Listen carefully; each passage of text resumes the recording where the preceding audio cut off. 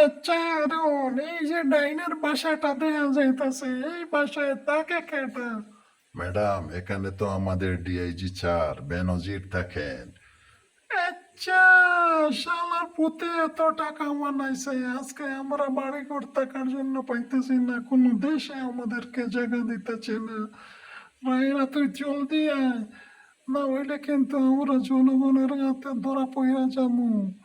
শুধু বাংলাদেশে আমার শত্রু না, পুরা বিশ্বে কিন্তু আমাদের শত্রু চইরা গেছে। হ্যাঁ ম্যাডাম, আপনারা কিন্তু খুব সাবধানে থাকবেন। ডক্টর ইউনুস বর্তমানে ক্ষমতায় আছে, ইন্টারপোলের মাধ্যমে আপনাদেরকে নিয়ে আসবে, আপনারা পৃথিবীর যেখানেই থাকেন না কেন।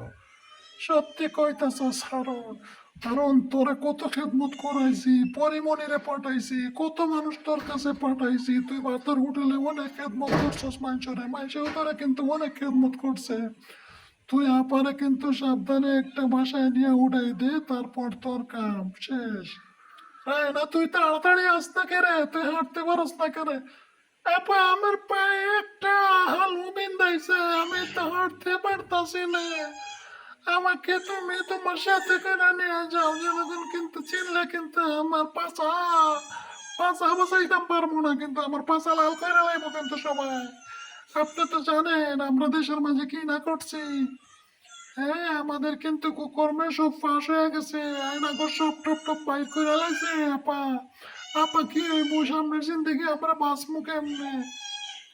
বাঁচবে আর কি, এমনি বাঁচন যায়, যতদিন পলাইয়া থাকতে পারি। দেশের মানুষ তো কইতাছে আমাদেরকে দেশে নিয়ে বিচার করব, তখন আমাদের কি হবে?